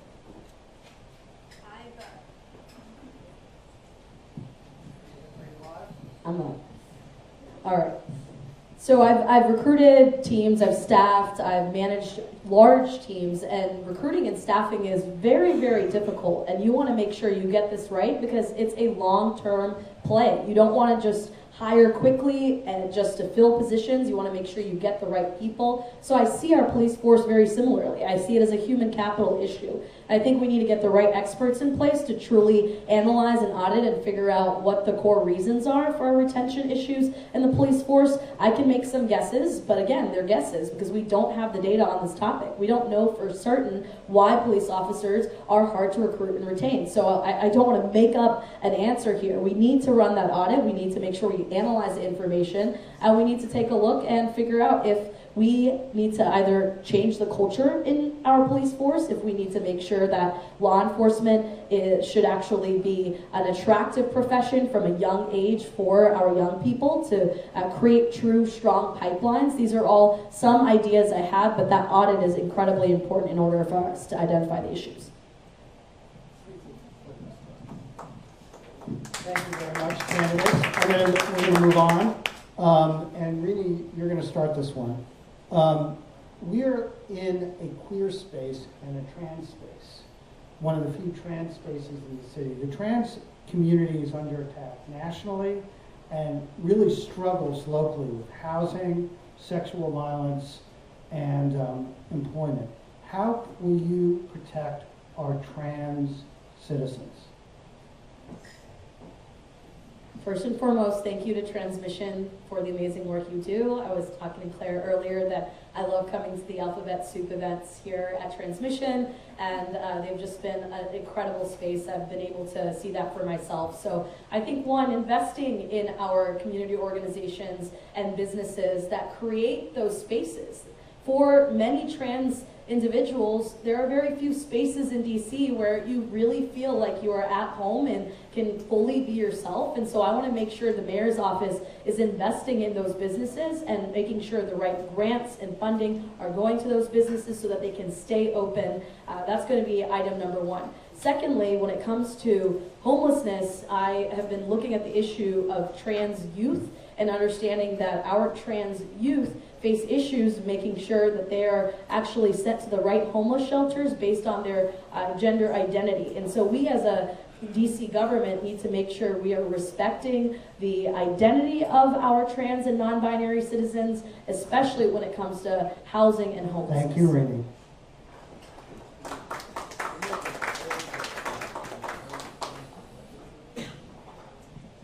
Well, as you know, I managed Marion Borough's first campaign, and we were on board with this issue long before it was even popular. So you have a friend in the Mayor Johnson administration that you can count on. Very important are not just the rights of LGBTQ, but everybody's rights in this community. And we have a major issue going on now with special interests. This is not in a group fight. This is our community's fight. We have to stick together. I said this at Hill Center. We need Ward 6 residents to understand the urgency of this hour. We need you to stick with us. 5, 7, and 8, they're coming with us because they've been neglected for so long. We just need a few more out of Ward 6 to put this thing to bed. Ranked choice voting is another special interest solution. We only have 140,000 Thank you, people candidate. to come out Thank to you, vote. candidate. I'm going to create an office of inclusion under me. And the way that we are going to structure it starts by bringing the office of the ANC from under council to under the mayor's office. This gives me a direct line of communication. Thank you for turning that off. This gives me a direct line of communication between the mayor and myself, all the way down to each individual ANC, and vice versa, so that they can have a direct line of communication to me. That includes our different communities, our diverse communities, including the LGBTQ+ communities. They will have a direct line of communication to me. I will also say, as a former United States Army officer who took an oath to the Constitution to defend everyone, it is my job, and I will take another oath as mayor, to defend every DC resident, period. Thank you. Thank you. Thank you. As you know, we are under federal siege still. And so right now, I'm going to use every legal tool I have by working with Attorney General Brian Schwab to fight back against any things that come against our rights as citizens of the district. And that is both our trans rights, our LGBTQIA rights, our reproductive rights. We have to fight back, and we have to fight back in the courts. And so I want to make sure we use every legal tool we can to fight back.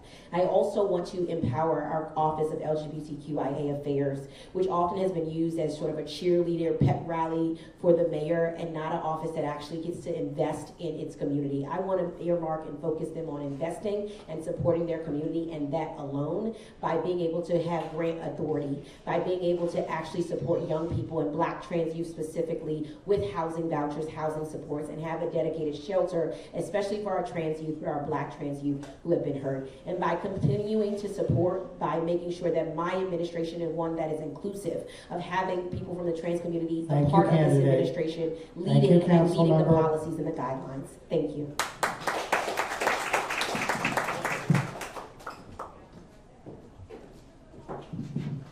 I actually passed legislation that protects pregnant women and transgender people in the workplace. I also had the opportunity to work with the late Councilmember Jim Graham, and we had legislation passed that established the LGBTQ office as permanent, and it cannot be abolished. I'm the only candidate that has conducted a same-sex marriage while I was in office down at the Wilson Building. So I will continue to work with all communities, because all communities should be treated fairly, and I certainly will be out front and also make sure that funding is in place, because the key to all this is making sure that we have the appropriate funding to make sure that everyone is treated equally and fairly. I think that ends that question. You leave that there. I see a lot of folks in the audience. How many people here are members of the Capitol Hill Village? Can you raise your hands if you're a village member? Oh my God, I'm surprised. I asked a question at the Hill Center, actually, that was directed in this. For those of you, do you all know what a village is? Yeah. All right. So what I would like to ask is, what a village is a good example of how to help elderly residents age in their homes and in place. And so I would like to each of you to say one measure you'll take to help the elderly live in their homes and age in place. And we'll start with Linda. I think this fundamentally ends up becoming a housing affordability question, because that's the reality. If you're not able to continue to afford your home and you're being driven out by the cost of living here in Washington, D.C., that's a dignity issue. And this is been your home for 30, 40, 50 years and you're struggling with that, that's going to be a major problem. So the elephant in the room is that this current administration has bought and sold Washington, D.C. to luxury real estate development. And that's one of the fundamental reasons our cost of living has been increasing. And so we need to fight back against that by making sure housing in Washington, D.C., first addressing the supply issue, making sure simple fixes like parking minimums near transit or legalizing single stairs up to 8 stories. These are small fixes that we can make to make sure we increase the supply. And then we need to enforce tenant protections so that people aren't driven out of their home because our existing tenant protection laws aren't being enforced. And then lastly, leasing up the existing affordable housing units, because I think that our aging in place question is fundamentally an affordability question. We need to have real leadership in office that can tackle it. Thank you.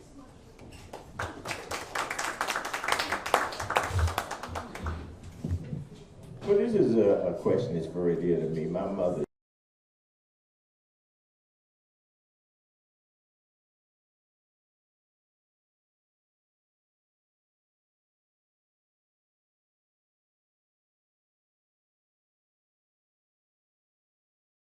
more, you make under $70,000 a year, and we'll flush that out if it's more than 1 or 2 or 3 people in the house.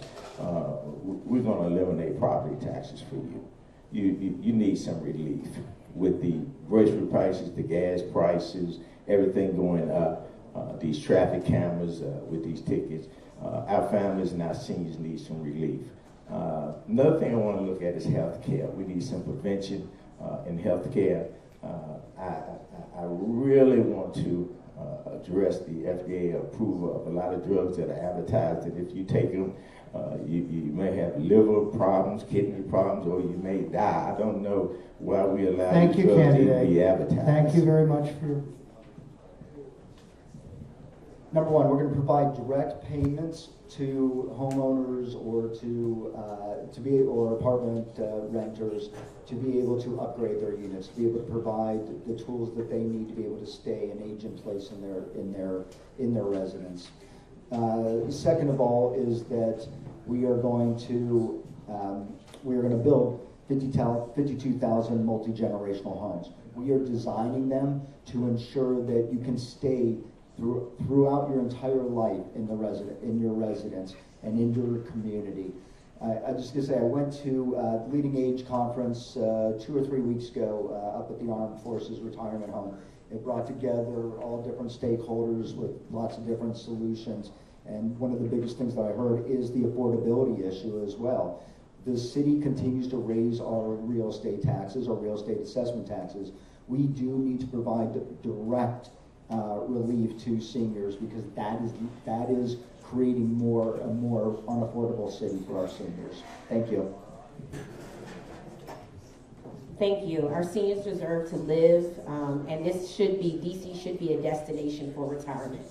And so what we want to do is first expand eligibility to our single family residential program, as well as our Safe at Home program, so that more seniors have access to it. We have the funding that's necessary to do it. These are the programs that allow people to get their roofs fixed, their HVAC and accessibility needs addressed, and more seniors need to qualify for these programs, and we need to double down on the funding so more seniors actually benefit from those programs.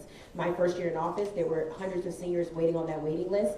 through oversight, I found that they had just not assigned 2 staffers to that program, and so we funded the staffers, and that's how that program got off. It wasn't new money, it was just oversight and assigning 2 new staffers. So we want to do that. We want to continue to look at our homestead deduction as a way to allow more seniors to be able to age in place and be affordable for our city. We want to invest in our senior villages. We want to attack the prescription cost of our city and make sure that we right-size prescription costs, and we want to allow more home health aides and access to home health aides Thank you, through our health Councilmember. benefits program. Thank you. Thank you. Well, one thing I think we have to do is we have to practice what we preach. We always send the seniors, the seniors, the seniors. We're going to do this for the seniors, but we don't. Let's look at the policies. You know, on my block, there's at least 3 elderly folks. But, you know, on the block, only one of them can get a handicap parking spot in front of their home. But we love the seniors. But at the same time, DDOT wants to come and put bike lanes down their block. That's right. And then DDOT wants to come and put bike lanes in front of the church where a lot of those seniors are walking down there to their church. That's right. I see when the groceries are being delivered to their homes, what's going to happen then? So don't tell me all this that you love the seniors so much when you don't take their situations under consideration. That's right. There has to be a balance. Yes, the young folks going to ride the bikes. Granted, we got 50 miles of bike lanes for them. But there does not need to be an assault on our community. There does not have to be an assault on where seniors live. It doesn't have to be an assault on their quality of life. And that's not going to happen under the Orange administration. It's coming to an end.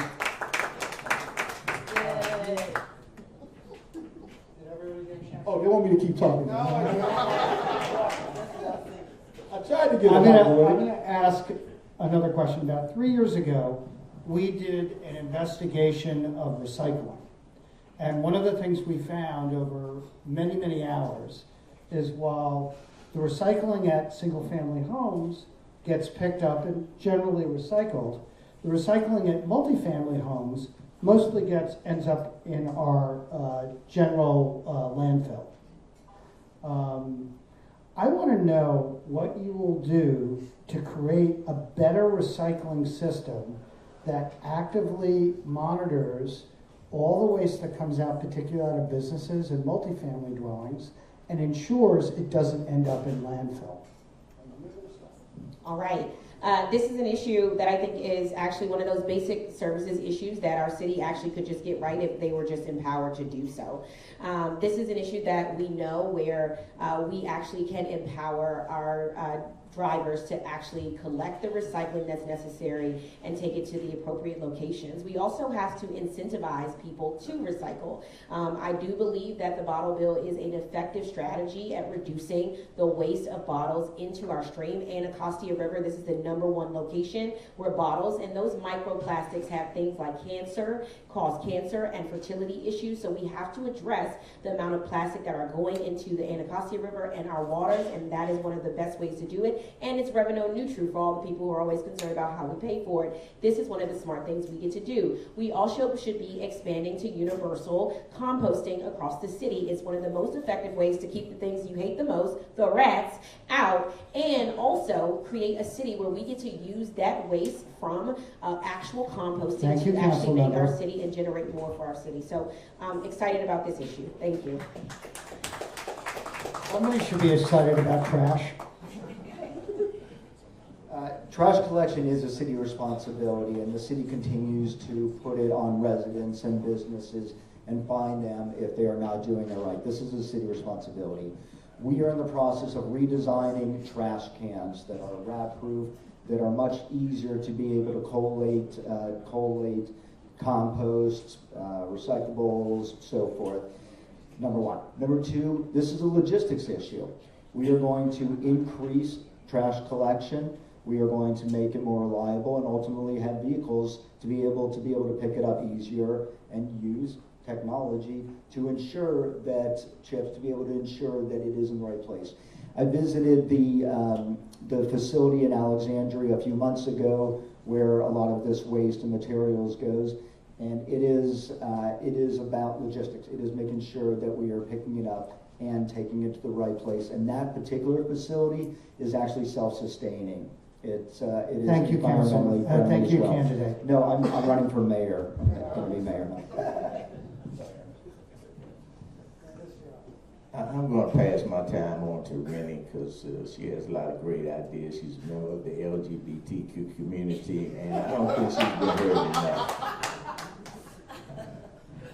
What an ally. Thank you. So,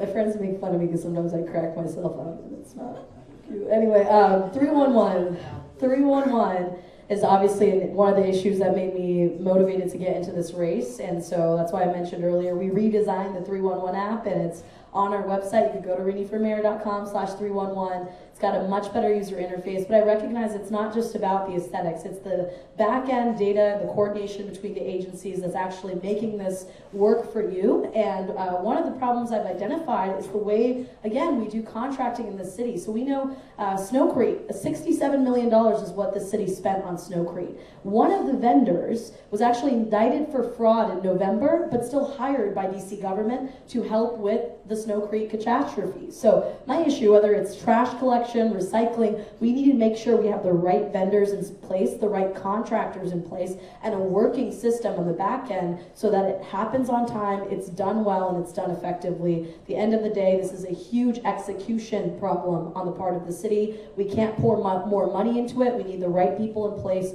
to clean up the mess.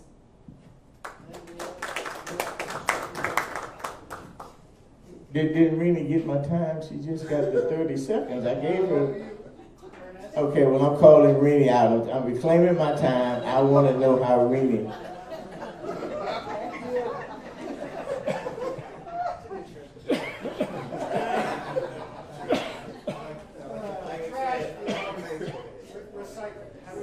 Well, I thought the question was, what is the final resting place? You talked about the landfill.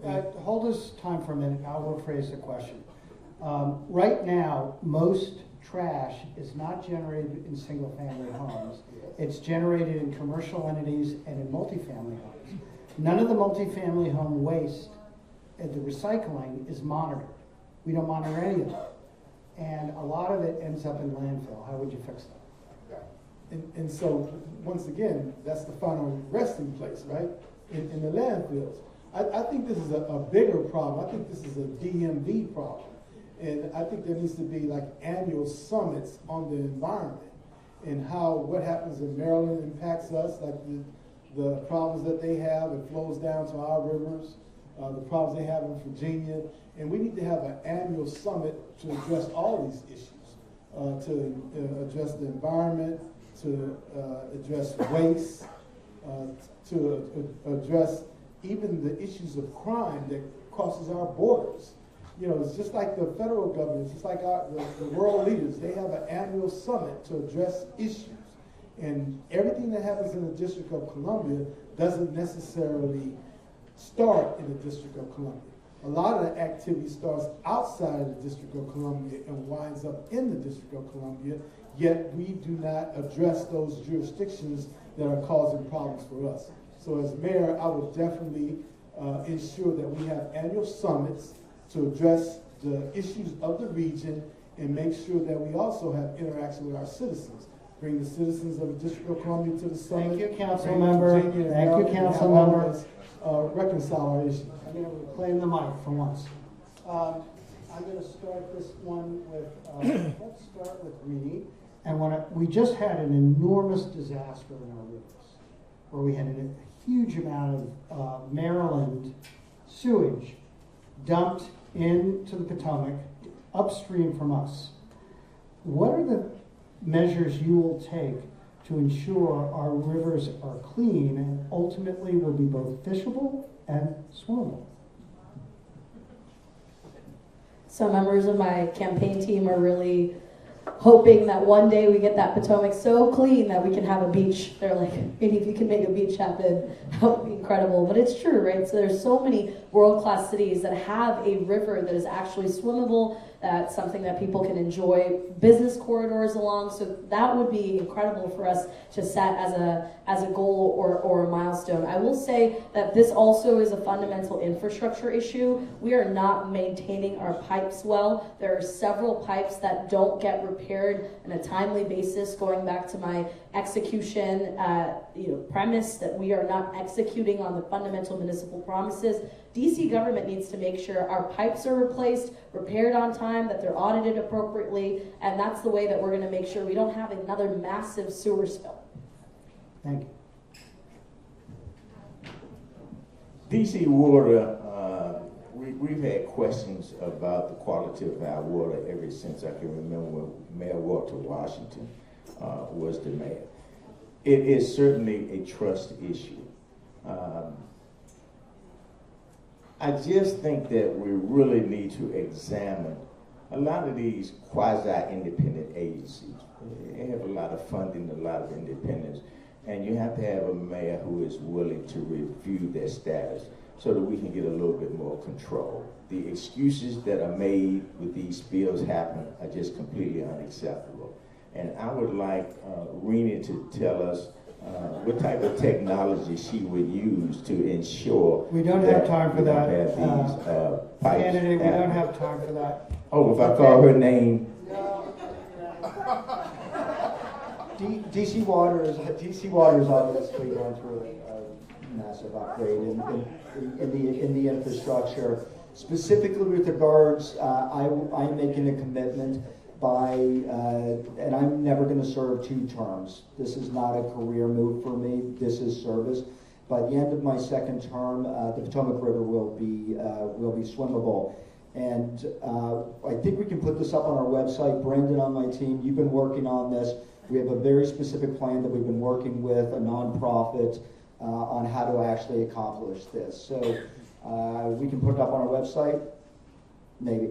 Okay, so yes, we've actually been approached on how to accomplish this. We are putting it out. This is achievable. We will get it done by the end of my 2nd term. Thank you. Thank you.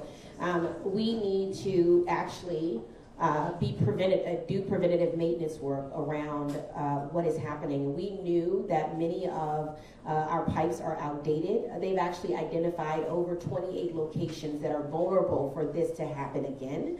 And we still haven't put the actual plan in place to actually fix and preventative maintenance those areas, which is meaning that we would actually end up again with this issue very soon if we have any type of storm of any kind. So we have to do the preventative maintenance work. That requires working together as a region. I think we don't talk about this enough. The mayor is not just the mayor, right? But in this entity, it has to act as a governor, and we need to work with our regional partners in Maryland and Virginia. We all utilize Blue Plains, and we all have to have a preventative maintenance plan in place to actually address this issue. We also need to leverage our federal dollars and our federal partners who have said we are willing to come in and put dollars towards fixing the pipes around the region to actually deal with the issues we have. They are outdated, and we will end up in this situation again if we don't do real oversight and preventative maintenance and have real NWA board that actually Thank you, council member. Thank you. Vio, you get the last word.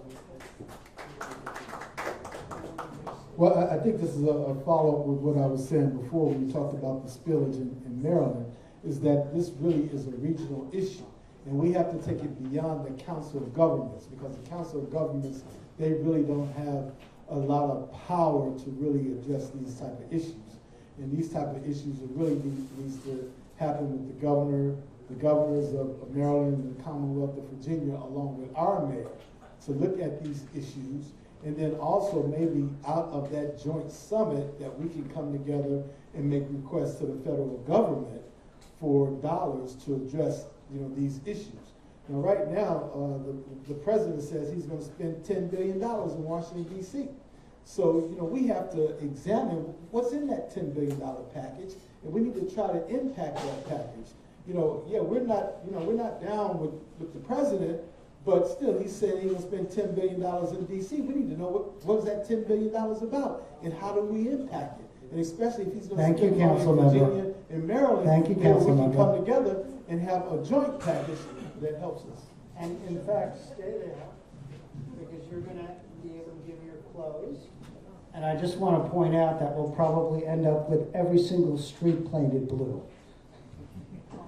Well, first of all, thank you very much for giving this opportunity to be here with you today.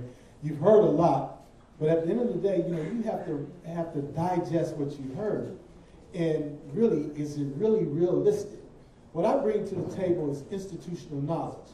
I was here in 1999 when we lost all our powers. The control board was running the government, not the mayor. I was here when we had a $518 million deficit. I was here when we had junk bond status. I was here when we had the recession. But in an 8-year period, we wiped it out because we had a plan, the Economic Resurgence of Washington, D.C. Citizens Plan for Prosperity. That's what brings us to where we are today. But now we've been impacted by COVID. We've been impacted by a president that has taken away the federal government, basically. We've lost 22,000 jobs, so we need to pivot. I think our future is in family entertainment, family destination, our restaurants, our museums. That's our product. But we have to protect our product, and first we have to start with safety. If it's not safe, they're not going to come. Thank you. And this will be released next.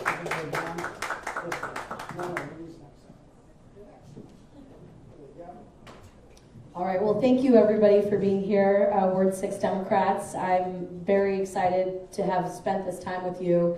Like I mentioned earlier, I got in this race because I want to see DC government actually deliver on its fundamental municipal promises. That's the trash, that's the roads, that's making sure our government isn't rife with kickback schemes, that's making sure the right people are appointed into these positions. But I'm going to do something that's a little atypical for most of my closings because I'm usually making the pitch about myself. But given that this is one of our maybe 15th or 16th forums, I actually want to spend this time encouraging any folks in the audience who have ever thought about running for office to please do it. I think one thing that I've recognized during this entire campaign is that we don't lack talent. We have incredible people in Washington, D.C., but what we need is them to step up and run for office. We need to create the next generation of leadership. We need to make sure that the city actually has people who care about its people running for office. So I encourage any of you who are listening, who are in the room today, to please run for office. We need you. Thank you, Candy.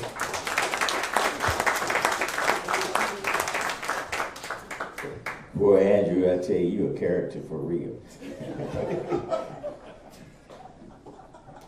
Thank you so much, Ward 6. I really enjoyed being with you. I hope you remember me, Ernest Johnson. Your eyes are really not deceiving you. You are looking at the next mayor of the district of Philadelphia. That having been said, I just want to remind you of some of the things that have been going on in our community. Bloomberg, they have been flooding over there for decades. Those people, furniture and everything were messed up, never reimbursed. You remember all the pets that died on Rhode Island Avenue when those pipes flooded?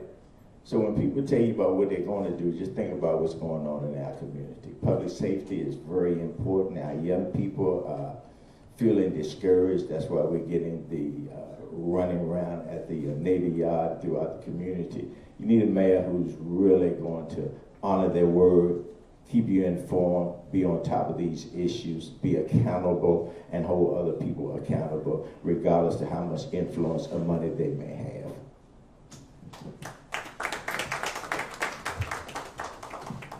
I've spent the past 15 months running for mayor because I want to be of service to the city. I want to be of service to you. I work off the premise that this is not a zero-sum game in our city, that individuals, groups do not need to be brought down for others to be brought up. I believe that every DC resident can be lifted up. And I have the expertise, I have the experience to be able to accomplish this. This is what I have done for the past 30 years. We cannot continue to elect the leaders that have put us in this situation. I am a product of the others that have put us in this situation.